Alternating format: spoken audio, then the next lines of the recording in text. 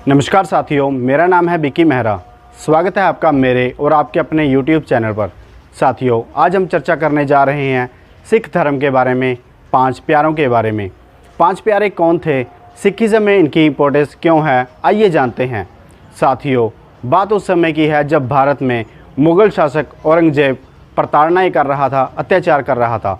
औरंगज़ेब इस्लाम धर्म के अलावा अन्य सभी धर्मों को दबाने का प्रयास कर रहा था और इसके लिए लोगों का जबरन परिवर्तन करवाना, धार्मिक स्थलों को तोड़ देना या उनका परिवर्तन अपने धार्मिक स्थल में कर लेना, यानी कि अन्य सभी धर्मों को दबाने के लिए औरंगज़ेब तगड़े प्रयास कर रहा था। और इन्हीं प्रयासों में श्री गुरु गोविंद सिंह जी के पिता श्री गुरु तेग बहादुर जी शहीद हो गए, जिन्हें हिंद की चादर गुरु तेग बहादुर भी कहा जाता है। गुरु तेग बहादुर जी के पुत्र हुआ करते थे श्री गुरु गोविंद सिंह जी, जो कि सिखों के 10वें गुरु माने जाते हैं। उनका मानना था कि किसी का भी धर्म परिवर्तन नहीं होना चाहिए। जो जिस धर्म को मानता है उसका जबरन परिवर्तन नहीं होना चाहिए। ना ही सिख का धर्म परिवर्तन होना चाहिए, ना ही हिंदू का धर्म परिवर्तन होना चाहिए। इसकी रक्षा के लिए उन्होंने खालसा पंथ की स्थापना की। खालसा पंथ क्या था, 5 प्यारे कौन थे, आइए जानते हैं। इससे पहले यदि आप नए हैं तो चैनल को सब्सक्राइब कीजिए, वीडियो को लाइक कीजिए और बने रहिए हमारे साथ। साथियों, हुआ क्या था? हुआ ये था, औरंगज़ेब की प्रताड़नाओं को देखते हुए श्री गुरु गोविंद सिंह जी ने की प्रताड़नाओं से पीड़ित लोगों को देखते हुए औरंगज़ेब के खिलाफ यह एक सभा थी, जिसमें गुरु गोविंद सिंह जी ने लोगों से आह्वान किया कि अगर आप अपने धर्म की रक्षा करना चाहते हैं तो एक प्रण लें कि जब तक जिंदा है धर्म की रक्षा करते रहेंगे, और अगर धर्म की रक्षा करते करते प्राण भी देने पड़े तो देंगे। उस समय गुरु गोविंद सिंह जी के सामने जो उनके समर्थक थे, उन्होंने कहा कि गुरु जी, हम आपके साथ हैं, आप करिए। ऐसी स्थिति में गुरु गोविंद सिंह जी ने कहा, ऐसे नहीं होगा भाई, इसके लिए बलिदान मांगा जाएगा, क्योंकि ये बलिदान मांगता है, मुझे एक देवी का यज्ञ करना होगा। देखिए, यह कही हुई कहानियाँ हैं। मैं जो भी जानकारी आपके सामने ला रहा हूँ, यह पत्र पत्रिकाओं द्वारा ली गई है। गुरुजी ने कहा कि मुझे देवी का यज्ञ करना होगा और यज्ञ के दौरान मुझे एक बलि की आवश्यकता होगी, यानी कि किसी व्यक्ति को अपने प्राण देने होंगे, अपना सर कटवाना होगा। गुरुजी ने कहा, जो भी देवी की बलि के लिए तैयार है वह खड़ा हो जाए और मेरे सामने आ जाए और अपना शीश मेरे आगे रख दे। पूरी सभा में सन्नाटा छा गया।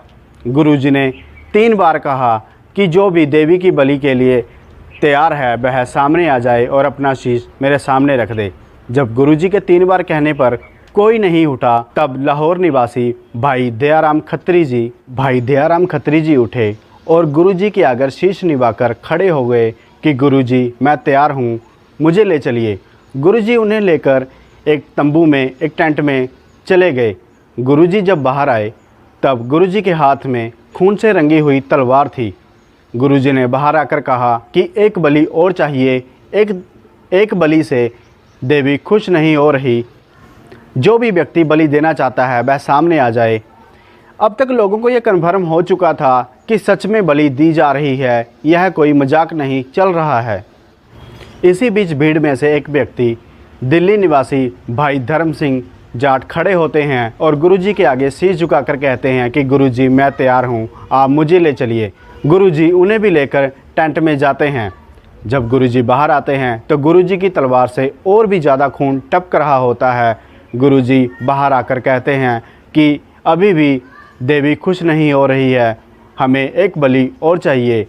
इधर भीड़ में ऐसा माहौल बना हुआ है कि यह चल क्या रहा है, भीड़ के कुछ भी समझ नहीं आ रहा है। इसी बीच गुरुजी आकर कहते हैं कि जो भी बलि देने के लिए तैयार है वह सामने आ जाए।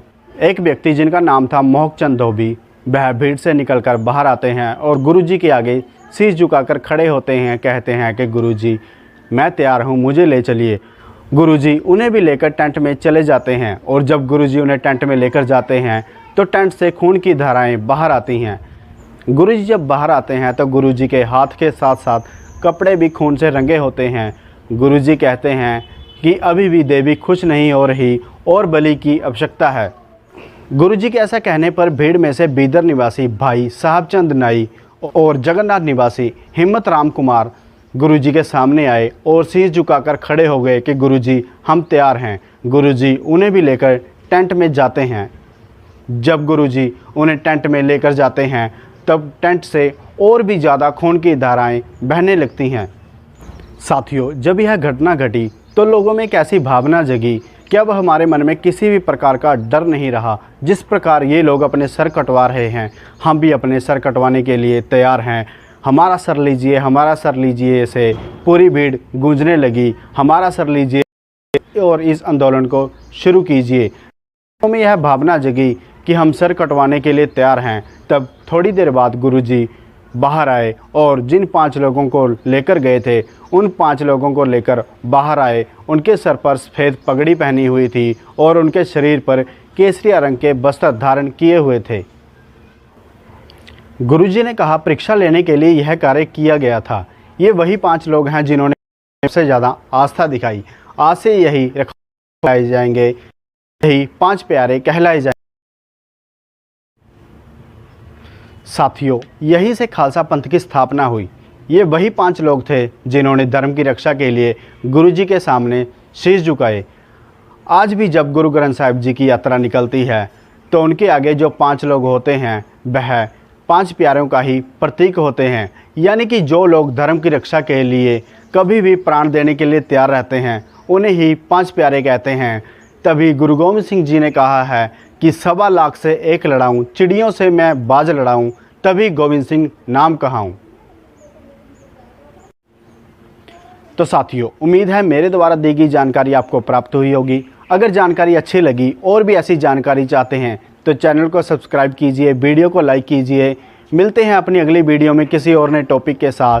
तब तक के लिए जय हिंद, जय भारत।